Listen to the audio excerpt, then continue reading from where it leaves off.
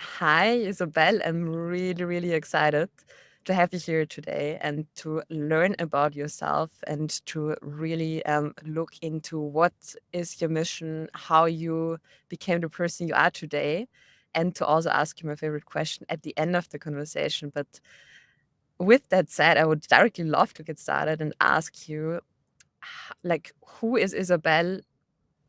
Yeah, tell me about it. Yes. Thank you so much. It's a pleasure to be here. I'm very excited to talk to you today. My name is Isabel Gebien. I'm the founder of Equality 365 and podcast host. I've developed an Inclusive Leadership Masterclass. I'm a mother. I'm a DEIB consultant. I am a systemic coach. I'm a keynote speaker and a moderator. And who am I? I think I'm a very bold, loud person, so to say. I'm a very genuine person. I like to help people and I like to pay attention to people and I like to understand um, who people are. And therefore, I do like to ask a lot of questions. I love it. And how did you become the person you are today? Um, I think by heartache and pain, to be honest. And I know that sounds quite dramatic and very serious. I don't mean it that serious, but I genuinely believe that people become who they are due to crisis and due to obstacles in life. And that's exactly how I became myself and how I became the person that I am today. I've endured a lot of lack of belonging in my life. I've felt a lot of the times due to certain times of my life that I don't belong for whichever reason. Mm. And I think that's such a core basic thing that all human beings need and want. So if you don't feel belong, you cannot fold out your full potential. And this is something that made me become the person that I am today. And I love that you mentioned belonging because I also really believe that it's such a crucial part of really becoming the best version of ourselves. And Yeah. I would love to dig a little deeper here Yeah, and please. look at how you found then the belong. It's not that easy to really find it. No, it's not. It's not. Well, first of all, I think it's a process. I don't believe that you find belonging like right now and then that's it, and then you're good to go for the rest of your life. I don't think that's happening. But I do believe that you find belonging when you look inside of yourself, when you really try to be your whole self, when you try to be honest to yourself, and when you try to be wholesome in a way. And I found belonging actually in my latest crisis, and that was when I became a mother, because it changed my life like 180 degrees. I was all of a sudden, I found myself basically headstanding and wondering where I actually belong in this life. Because, I tried to apply to companies during that time, and I wanted to go into a part-time position. And literally, no companies in Germany offered me a part-time position. And on top of that, I got asked by HR, experts, specialists, managers, whatever, um, if I'm I'm in my 30s right now, starting the 30s, and I had my son, and they were asking, okay, so you just got your first son, so can we expect a second child? And this kind of, I mean, how are you going to answer these questions? Am I going to be honest or am I going to lie, and whether or not they're gonna not take me anyways, because they are having unconscious biases and believing that I could have a second child and this could diminish me being a good leader for their company. So I didn't get the job. And this situation basically made me realize that I want to fight for people in this society and also in working environments that have a feeling of lacking belonging, and that feel like they don't know where to belong, because I believe everyone belongs somewhere, that 100% everyone belongs somewhere. And but I do think you can only find it if you are honest with yourself, if you're honest with your values, if you're honest with your morals, and if you live by that. And if you do that 100% and you're authentic, you will win and you will find your belonging, and it will show up. And this is how it happened to me. So after this whole crisis and enduring this pain and heartache and not knowing where to go, um, I asked myself a lot of questions, and I positioned myself in this life very well. And then this whole um, fighting for the right in the society and fighting for inclusive working environments found me. Alvin, you're doing many things right now, and I would also love to go in here. You're doing many things, and how did it from having those feelings, not feeling the belonging, being rejected? How did you then, decided to become a speaker, to build your personal brand, to build your own business while being a mom? How did you, approach the journey then? I didn't approach it. I literally just did it. Like I just said, it Yeah. found me because Yeah. I felt like I need to say what I believe. Like I need to speak my tongue. I don't know if that's in Germany. No, you know that in Germany you say ich spreche oder ich habe das Herz auf der Zunge. So I speak my tongue.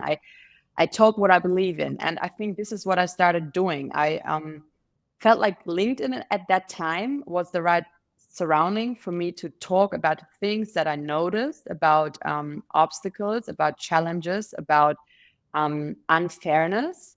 And I started writing about it in a very, very open, but also in a very mm,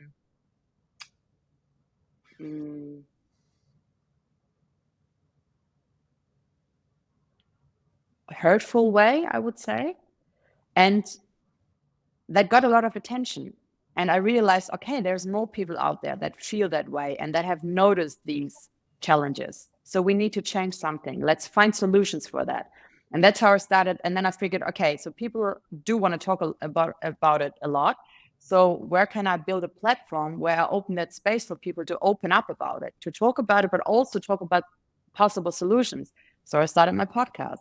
And then when I started the podcast, I got all that information of different experts and marginalized groups. And I realized, okay, wait, what does it actually need? Oh, it needs knowledge. We need to give wisdom into the society for people to learn about it. And yeah, so that's the whole ride. And it's still going, and it's going up and down. Sometimes it's very easy. For example, you just mentioned the keynote speaking and the moderation. That's very tough for me because I have also a very introverted side inside of me. And sometimes I don't feel like standing on a big stage talking to people. I'm very insecure in that way as well. And I think this is something we need to understand too. People are not what you believe what they are. Like all of us have different parts inside of us. And we need to, respect that, I guess. Yeah, I think both of us have like all of us have like different side in us, and I personally also like I get energy from people and like going out and talking to them, but I also need that space of being with Yes. myself and not having 20, 50 people around me. Therefore, I also love to understand how you became how you got to the point where you're right now. And I'm a big believer, and we talked about it before we recorded the podcast, in meeting people and they show you sides of you you're not aware of yet, or they provide you with opportunities you would have never gotten when you didn't meet them. And like, who are people in your life that you met that really influenced you and that really shaped you? Mm. I think honestly, and this might sound a little bit corny, but I have to say it anyway. The one person that has shaped me the most is my husband. Because honestly, when I met him, I was so in awe of him because he's such a smart head, but besides that, also such a genuine and helpful person. And he would always put himself to the side for others. And that by leading people as well, like he's not just it's crazy to me. He's a very, very unique individual. And I like that when I get to know people and I feel like I wish I was like you. When you look at someone, you're like, I want to be like you. You are really in all matters. You are so in a way perfect, even though we know perfect doesn't exist. And he has shaped me a lot because he has allowed me to be in pain, to feel pain, to be hurtful, to show weaknesses, to not be perfect, but also he made me realize that all people mean something, and whatever we do, if we stand by our own side, and if we believe in ourselves, and if we just go our way, we will succeed. It's a fact. And I kind of had to learn it by his pep talks, and this is something I will not forget. This is really important to me, that that there is people out there that believe in us more than we actually believe in ourselves. And I think we can start doing that. So yeah, he's this one person that has shaped me a lot. Love it. And you just mentioned like people believe more in us than we believe in ourselves. And I strongly believe every one of us has at least one person like that Yes. really influences us. And Isabel, we love to talk about mission at Tomorrow University. It's a huge part of who we are, of what the community is about, of what our programs are about. And I always look for, more inspirations of like different missions and how people then live into the mission. And with that said, I would love to learn from you. What's your personal mission, and how have you found it? I mean, we talked already of how you Yeah. found it, but maybe you also give a little glimpse into when you really felt like, hey, you have found it. You really knew, okay, that's what I want to go for now. Mm-hmm. I'm working towards, my mission is I'm working towards inclusive leadership, basically, but also and above all, I'm working towards just societies. I want societies to be fair, and I want equal opportunities for everyone. And like I said, I started my podcast, realizing there's a lot of need. People want to talk about challenges, that they're facing, especially when you're from a marginalized group. When people try to tell you don't fit in this society, even though you do, because everyone fits, and structures are built a certain way, especially for white people, white privileged people in general. And I'm trying to kind of break that open and make people understand, no, a society should build for all types of people, no matter what. And if it's not possible that certain people can reach and connect with important resources, then it's definitely not fair. So yeah, this is my mission, and I found it. Like I said, it found me. Due to the podcast, due to starting the podcast and talking to so many interesting personalities and opening my horizon, opening my mind. But also, I found my mission due to all these conversations, like I said, but also due to building my Inclusive Leadership Masterclass and understanding what it actually needs. Like, what does someone who is totally defensive against what I do, how can I convince this person that inclusive leadership is necessary in our working environments, but also in our society? And this opened up so many different levels again, that I think I can just go on from here, and I could do so many more things, and I don't even know where to start and to stop. But this is basically how I'm going forward. And I think I forgot your question a little bit, but you said, what's your mission? I said my mission, and how did I find it? It literally found myself. Oh, one more thing, actually. I can add one more thing. Yeah. And I realized along the way, and that's the important part, I realized along the way that along my whole career, when I was working for other companies, I've actually done the exact same thing. I was always this middle person. Like, I was basically always a consultant somewhere for big industrial companies. I worked for Porsche, for VW, I worked for Siemens Healthineers and Biotronic. And then I realized that I was not only a consultant in that matter, that I was employed for, but I was also always the person that spoke to CEOs, that spoke to the HR, and that spoke to all the other employees, because I was very good in connecting with people and understanding their needs, understanding the challenges. So I was like the middleman. Since I knew the challenges of the employees, I was able to talk to the CEOs or to the HR to change things. And when I realized that I can't necessarily change structures inside of companies, I realized it is time for me to step out of it and do it myself from the outside. And this is basically how I developed this whole career of mine right now. Yeah. And what I hear out of it a lot is curiosity, like being curious Yes. how things can be different. Yes. Starting a podcast, like getting to know a lot of other people, understanding how they understand it. Yes. And curiosity is a huge, huge part of that. Mhm. And I mean, your mission is it's a challenge, right? To get there and to make it Yes. happen. And it's great to know it and to have it. It gives a lot of energy. There's a lot of drive in it, but we need a community, like people who's around, like who are with us to make it happen. And who are the people on your side that that partner up with you, to really make it happen and to come closer to your vision and to build the society and to build also the workplaces and Yes. leadership that we need. I think people connect with you when you are, and I'm coming back to the starting point of our conversation, when you are 100% you, when you are authentic.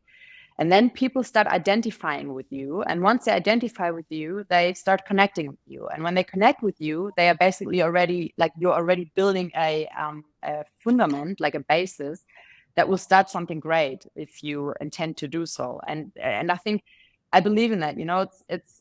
It's in Germany you say Gesetz der Anziehung. I don't know how you say that in English.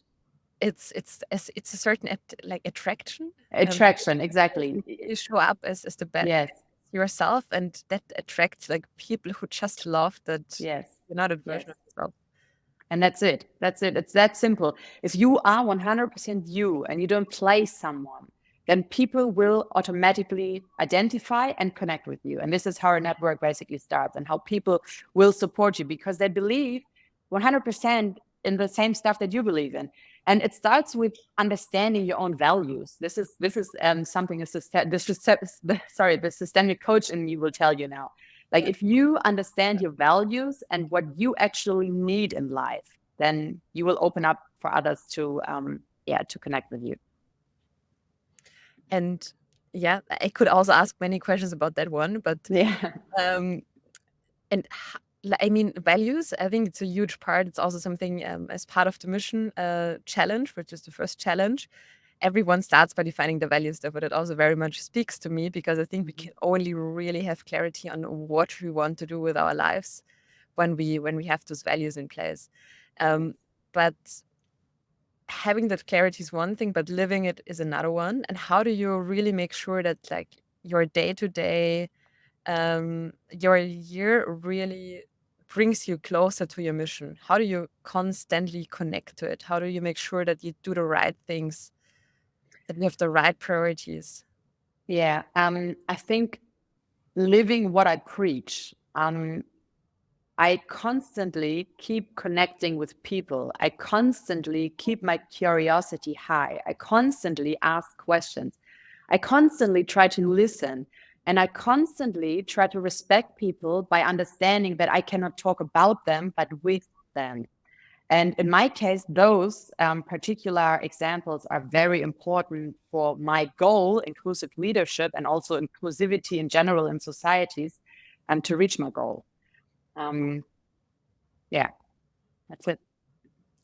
Therefore, what I hear out of it is a lot, like really following curiosity, like really showing up as you're like really fully authentically, not playing somebody else, like really being you, to really Yes. attract the right people that really let you live into your curiosity and live into your mission, and then also on a day to day connecting to it, connecting to the curiosity, and really staying on track with that. I think that especially matters when you have like other huge commitment, like having a young son, having a family is a huge commitment in itself, and Yes. it's especially then it matters to constantly connect it.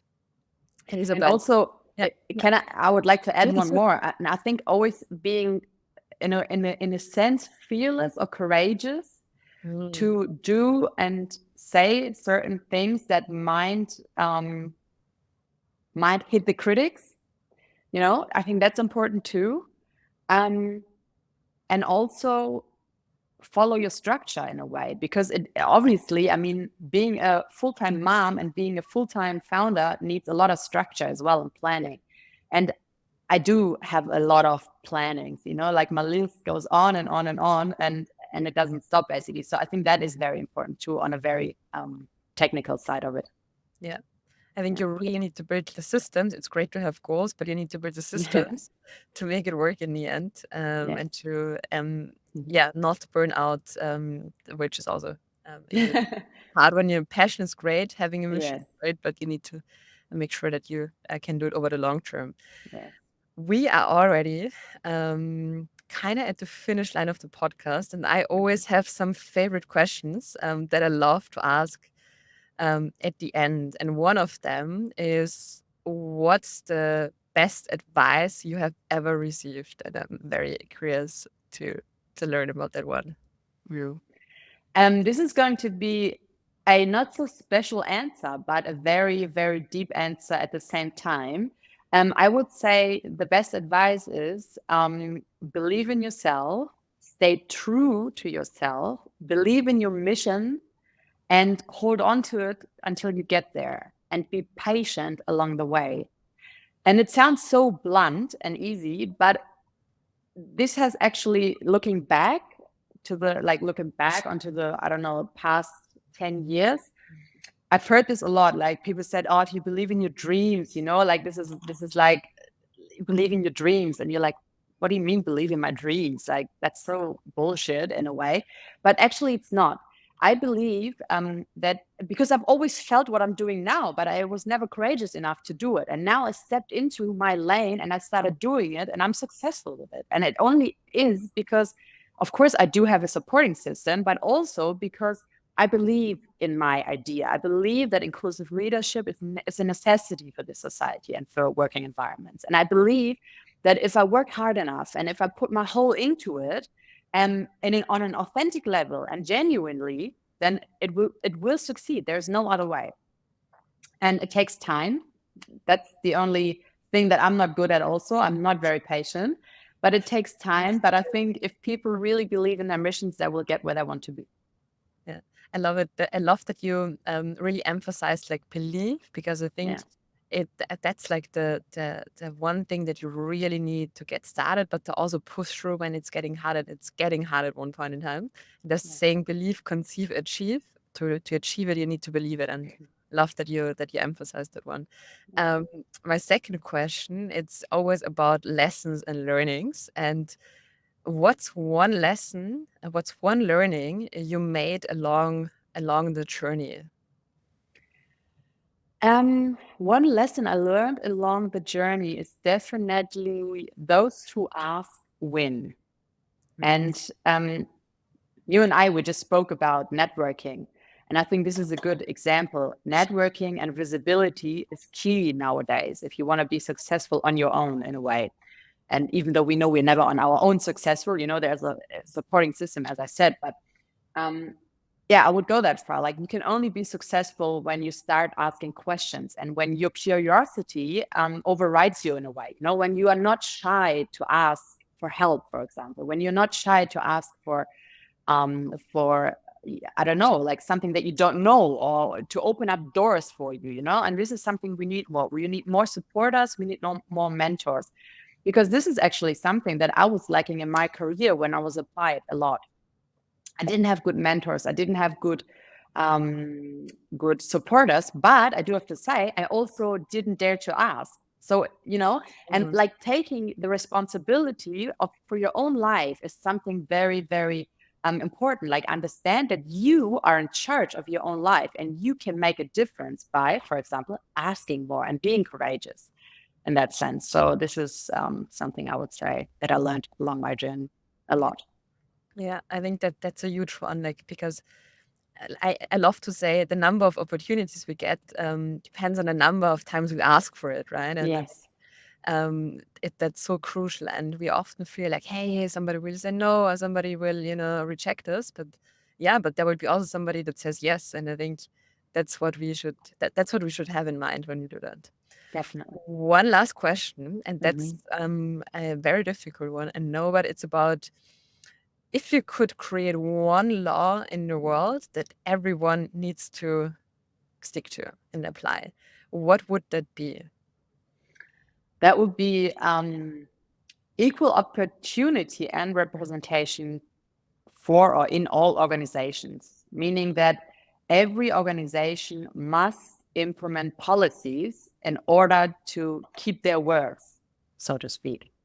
And of course, in terms of like inclusivity, like chances of opportunity, because even though a lot of people think and say everyone has the opportunity to rise, we all know it's not true, because certain people have different starting points than others. And I would like to change that. And I think it needs policies and implementation such as that in organizations to really, really have a big impact and change something. Yeah, I think it even starts earlier, like in school or university. Yes, of course. But there's a lot to do in organizations itself. Yes. Love it.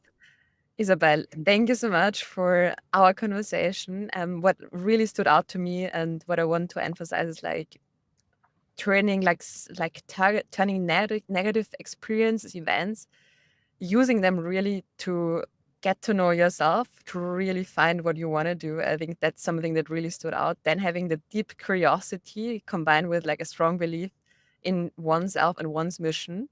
And then also like really using the power of network, right? We mentioned it, using the power of like connecting with others and learning from others, asking them to support, to really also move forward and to make progress and to also come closer to one's mission. If I really take that one, that's 3 learnings away. There are many more, but I really enjoyed it. Thank you, Isabel, and I'm excited to dive into the topic of inclusive leadership in one of our events with the community. Yeah. I'm very much looking forward to it. Thanks for your great questions. I really enjoyed that, because usually when I go into podcasts or conversations such as that, you always get asked about what you do, like about your work, basically. And I really like digging into my own self, like my identity. Who am I? This was very cool. Thank you so much. That's the one. Thank you, Isabel. Thank you.